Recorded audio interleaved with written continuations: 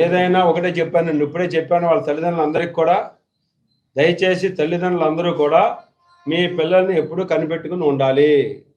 మనం జన్మనివ్వడమే కాదు, వారు మంచి చెడ్డలు వారు ఏం చేస్తున్నారు, ఉదయం ఇంట్లో నుంచి వెళ్ళిన తర్వాత వారు ఎక్కడికి వెళ్తున్నారు, ఏమేం పనులు చేస్తున్నారు అనేది నిఘా అనేది తల్లిదండ్రులు ఫస్ట్ చూడాలండి.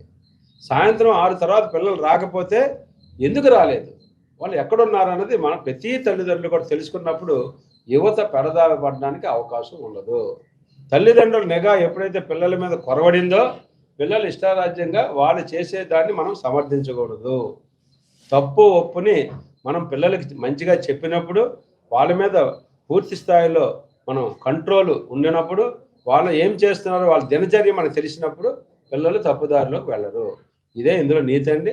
తల్లిదండ్రులు పట్టించుకోలేదు, వాళ్ళు కూలి పని పాపం వాళ్ళు చేసుకుంటున్నారు, పిల్లల్ని పట్టించుకోకపోవడం మూలంగా అల్లరి చిల్లరగా తిరిగి ఇటువంటి మర్డర్ కేసులు ఇరుక్కుంటారు. ఇప్పుడు ఈ ఉప్పిరిపేటతో పాటు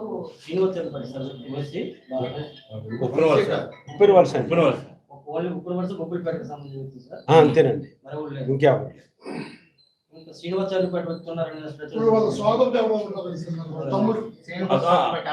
అరవింద్ తమ్ముడు స్వీట్ షాప్ నడిపారు కదా, తమ్ముడు నా తమ్ముడు ఆయనది అతను కూడా ఉన్నారు కదండి. తమ్ముడు సపోర్ట్ గరుగుబల్లి అరవింద్, శ్రీనివాసాచార్యులపేట ఆందోళన వలస ఉన్నారండి. ఆయనే కదా వీళ్ళని అరేంజ్ చేసింది. అదే చెప్పాను కదా, ఇంట్లోకి వెళ్ళి ఇద్దరు వెళ్ళారు, ఒకటే నేరం చేశాడు, ఇంకోటి తలుపు దగ్గర కాపలాగా వేసాడు, కాపలా కాయబట్టే కదా నేరం చేశాడు, ఈక్వల్ నేరం. ఇక్కడ నంబర్ అన్నది కాదండి, 10 మంది ముద్దాయిలు, వీళ్ళు చేసిన గ్రావిటీని బట్టి తుది రిపోర్టు, ఫైనల్ రిపోర్ట్ అంటాం, ఛార్జ్ షీట్, అందులో ఎవరు చేసిన నేరాన్ని బట్టి వాళ్ళకి అప్పుడు ఆర్డర్ వస్తుంది.